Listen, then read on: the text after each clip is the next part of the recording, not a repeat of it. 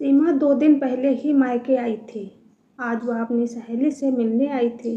आते ही उसने चप्पलें उतारी और जोर से आवाज़ लगाई, अरे माँ, यह घर इतना बिखरा हुआ क्यों है? भाभी पूरे दिन क्या करती हैं? इतना भी नहीं होता कि घर ढंग से रखा जाए। घर कम कबाड़ खाना ज़्यादा लगता है। शीतल उस वक्त रसोई में खड़ी रोटी सेक रही थी। पसीना चेहरे पर साफ दिख रहा था। साड़ी का पल्लू कमर में घुसा हुआ था, लेकिन फिर भी उसने आवाज़ नहीं लगाई। बस अपने काम में लगी रही, जैसे कुछ सुना ही नहीं हो। तभी सीमा खुद रसोई में आ गई और शीतल को ऊपर से नीचे तक ऐसे देखा जैसे कोई गलती ढूंढ रही हो। फिर हंसते हुए बोली, सच में भाभी, आपको तो कुछ आता ही नहीं है।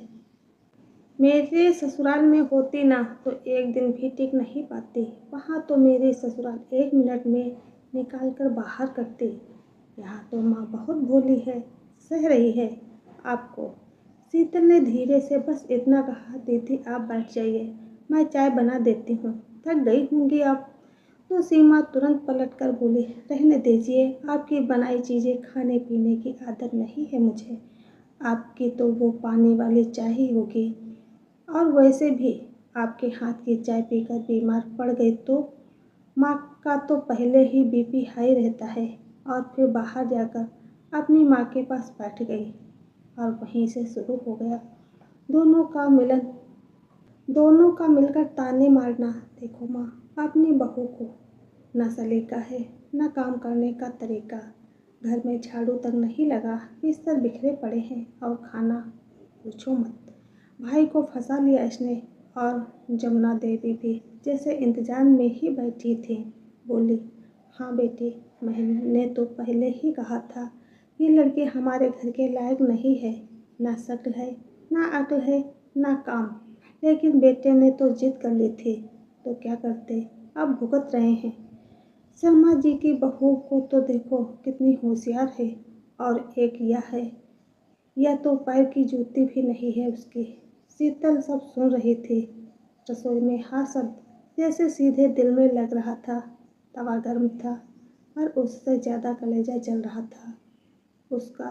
लेकिन उसने आज भी खुद को रोक रखा था, क्योंकि उसे घर में शांति बनाकर रखनी थी।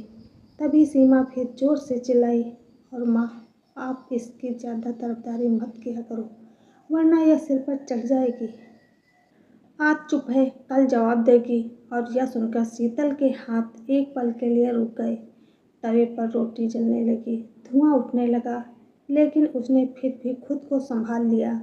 आंसुओं को गिरने ही नहीं दिया। थोड़ी देर बाद जब सब खाना खाने को बैठे तो सीमा ने प्लेट में सब्जी लेते हुए मुंह बना लिया।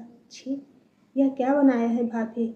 इतना बेस्वाद खाना कोई कैसे खा सकता है? ना नमक ना मिर्च, फीका, बिल्कुल आपकी तरह। और प्लेट को ऐसे साइड में कर दिया जैसे खाना खाने के लायक ही ना हो। जमुना देवी ने भी कौर नहीं तोड़ा। तभी शीतल ने पहली बार सिर उठाकर सीधे उसकी तरफ देखा। आंखें लाल थी पर आवाज़ में ठहराव था। और बिना आवाज़ ऊंची किए बोली, दीदी, अगर आपको इतना ही खाना खराब लगता है तो अब खुद बना लीजिए।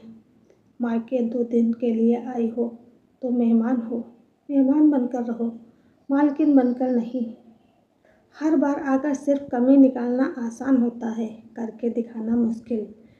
टेबल पर अचानक सन्नाटा छा गया। शीतल ने आज पहली बार सीधा जवाब दे दिया था और सीमा की आंखों में गुस्सा साफ दिखने लगा।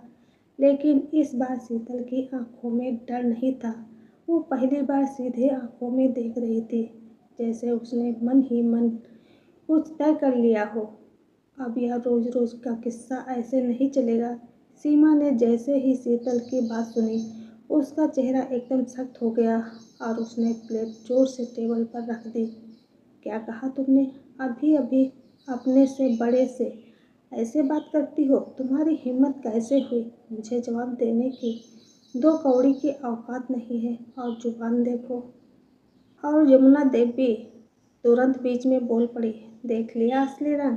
मैंने तो पहले ही कहा था यह लड़की एक दिन सर पर चढ़ जाएगी। सांप को दूध पिलाओगे तो डसेगा ही। आज जवाब दे रही है, कल हाथ उठाएगी। लेकिन शीतल इस बार चुप नहीं हुई। उसने बिना नज़र झुकाए सीधे कहा, दीदी, हर बार आप आती हैं और मुझे नीचा दिखाती हैं। मैं अब तक चुप रही थी, इसका मतलब यह नहीं है कि मुझे कुछ समझ नहीं आता। मैं इस घर की शांति बनाए रखना चाहती हूँ, पर आप शांति नहीं, तमाशा चाहती हैं। सीमा हंस पड़ी। वो भी ताने मारते हुए बोली, अच्छा तो अब तुम हमें सिखाओगी कि घर कैसे चलता है? तुम्हें पता भी है इस घर में तुम्हारी हैसियत क्या है? एक बहू हो, मालकिन बनने का सपना मत देखो। इस बार शीतल ने अपनी आवाज़ थोड़ी सख्त की। मेरी हैसियत मुझे पता है दीदी, लेकिन मेरी मेहनत की भी कोई कीमत है या नहीं, आज जानना है। सुबह 5 बजे से 11 बजे तक मैं अकेली पूरा घर संभालती हूँ। माँ जी का नाश्ता, अतुल का टिफिन, कपड़े, बर्तन, झाड़ू, पोछा और बदले में सिर्फ ताने मिलते हैं। सलीका नहीं है, फंसा लिया, पैरों की जूती, यह कब तक चलेगा? जमुना देवी ने गुस्से में कहा, तो क्या हुआ? बहू का काम ही होता है घर संभालना, उसमें कौन सा एहसान कर रही हो? हमने भी किया है। सीमा ने तुरंत बात पकड़ ली। हाँ भाभी, आप कोई नौकरी नहीं कर रही हो तो पैसे कमा कर ला रही हो, बस घर में ही तो रहती हो, फिर इतना घमंड किस बात का? शीतल ने इस बार बिना रुके जवाब दिया, बस यही गलती कर रहे हो आप लोग। आपको लगता है कि मैं कुछ कर नहीं सकती क्योंकि मेरी सैलरी नहीं आती, लेकिन इस घर का हर काम अगर मैं छोड़ दूँ ना एक भी दिन, तो सबको पता चल जाएगा कि मैं क्या करती हूँ और मेरी क्या कीमत है। इतने में अतुल बोला, जो बहुत देर से वहीं बैठा हुआ था और अब तक चुपचाप सब देख रहा था। उसने धीरे से कहा, शीतल, बात को इतना मत बढ़ाओ। लेकिन शीतल तुरंत उसकी तरफ मुड़ी और गुस्से से सीधा बोली, हर बार मैं ही क्यों चुप रहूं अतुल? आपने कभी एक बार भी मेरे लिए आवाज़ उठाई? जब आपकी बहन मुझे ताना मारती है तब आप चुपचाप, जब आपकी बहन मुझे ताना मारती है तब आप चुप, जब माँ जी मुझे पैरों की जूती बोलती हैं तब आप चुप, आज जब मैं बोल रही हूँ तो मुझे चुप करा रहे हो। आज तो आपको भी जवाब देना पड़ेगा। पूरा माहौल एकदम भारी हो गया था। सीमा अब और ज़्यादा भड़क चुकी थी।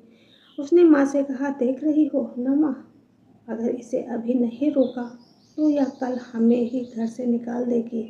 और जमुना देवी ने गुस्से से उंगली नचाते हुए शीतल से कहा, अगर इतनी ही दिक्कत है ना तो यह घर छोड़कर क्यों नहीं चली जाती? हमारे घर में रहकर हमें ही सुनाएगी। तो ठीक है माँ जी, अगर बात यहाँ तक आ गई है ना तो मैं आज ही साफ कर देती हूँ कि कौन इस घर में रहेगा और किस शर्त पर रहेगा, क्योंकि अब यह रोज़ रोज़ की बेइज्जती मैं नहीं सहन करने वाली। उसकी आंखों में इस बात जिद साफ थी, जैसे उसने अंदर ही अंदर कोई बड़ा फैसला ले लिया हो। और सीमा को पहली बार लगा कि मामला अब उसके हिसाब से नहीं चलने वाला। शीतल की बात सुनकर कुछ सेकंड के लिए पूरा घर जैसे थम गया था, लेकिन सीमा ने तुरंत कुर्सी पीछे खिसकाई और खड़ी होकर तेज आवाज़ में बोली, बहुत उड़ने लगी हो भाभी, लगता है अब तुम्हें तुम्हारी औकात याद दिलानी पड़ेगी। 2 दिन की आई हो और घर की मालकिन बनने चली हो। और जमुना देवी भी उसके साथ खड़ी हो गई, बोली, हाँ अभी फैसला कर लेते हैं। अगर इस घर में रहना है तो हमारे हिसाब से रहना होगा। सुबह 4 बजे उठना, सबकी सेवा करना, जम जुबान बंद रखना, दरवाज़ा खुला है, जा सकती हो। मायके में जाकर नखरे दिखाना।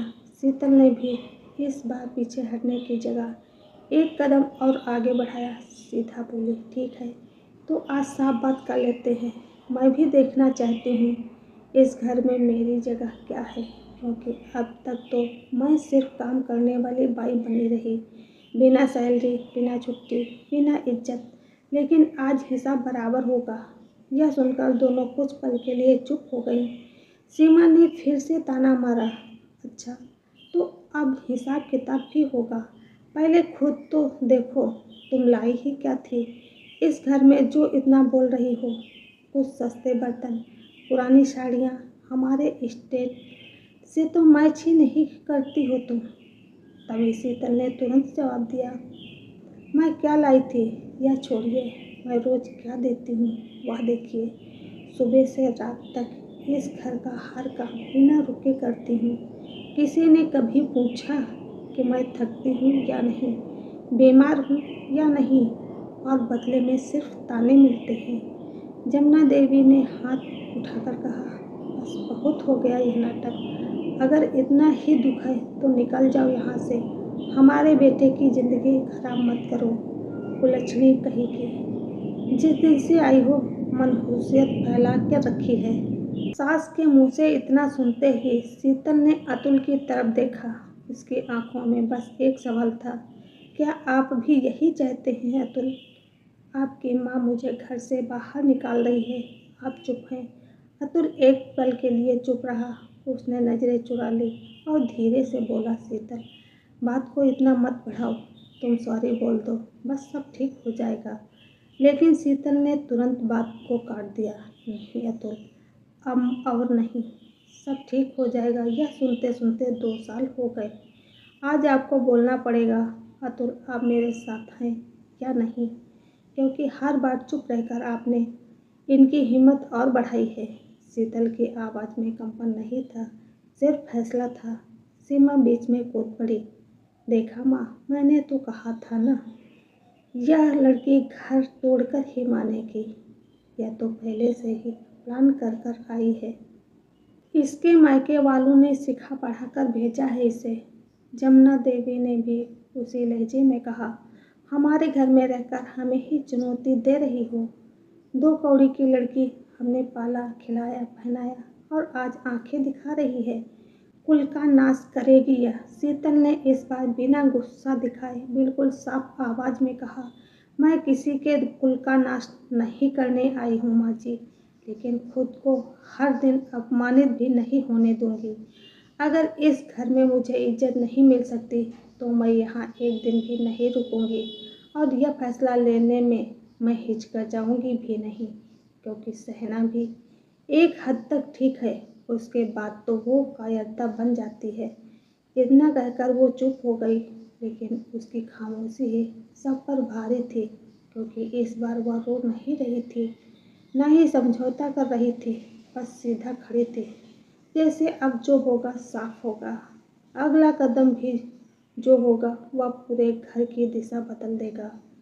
कुछ सेकंड ऐसे ही बीते जैसे किसी को समझ ही नहीं आ रहा हो कि अब क्या हो जाए, लेकिन शीतल ने खुद की चुप्पी तोड़ी और सीधे अतुल की तरफ देखते हुए बोली, मैं आखिरी बार पूछ रही हूँ अतुल, तुम मेरे साथ हो या नहीं? क्योंकि अगर आज भी तुम चुप रहे तो फिर मुझे भी अपना रास्ता चुनना पड़ेगा, और फिर वह रास्ता इस घर की दहलीज से बाहर जाता है, हमेशा के लिए। अतुल कुर्सी से उठा, लेकिन इस बार उसके चेहरे पर पहले वाला ढीलापन नहीं था। आंखों में शर्म थी, गुस्सा था, पर खुद पर। उसने एक नज़र अपनी माँ और बहन की तरफ देखा, फिर शीतल की तरफ, और साफ आवाज़ में बोला, अब तक मैं चुप रहा कि घर में शांति बनी रहे, लेकिन आज जो हुआ वो गलत है, बहुत ही गलत। मैं अपनी बीवी को और बेइज्जती नहीं कर सकता। इस घर में मेरी पत्नी को इज्जत मिलनी ही चाहिए, तो फिर यह घर मेरे लिए नहीं है। सीमा एकदम भड़क गई, क्या मतलब तुम्हारा अतुल? तुम अपनी ही माँ और बहन के खिलाफ खड़े हो रहे हो, एक औरत के लिए जिसने 2 साल से हमारा जीना हराम कर दिया। लेकिन अतुल ने पहली बार बिना डरे जवाब दिया, गलत के खिलाफ खड़ा होना पड़ता है दीदी, चाहे वह कोई अपना हो। और माँ, आपने भी आज तक जो कहा वह ठीक नहीं था। निकल जाओ यहाँ से, कुलच्छड़ी है। यह शब्द एक बहू के लिए नहीं कहे जाने चाहिए। और आप दीदी कह रही हो शीतल ने आप लोगों का जीना हराम कर दिया, बल्कि शीतल ने नहीं, आप लोगों ने उसका जीना हराम कर दिया है। हर बात में शीतल को नीचा दिखाना बंद करना होगा। आज से, अभी से। जमुना देवी को जैसे यकीन ही नहीं हो रहा था कि उनका बेटा ऐसे बोल सकता है। उन्होंने गुस्से से कहा, अच्छा, तो अब बहू ने तुम्हें हमारे खिलाफ कर ही दिया।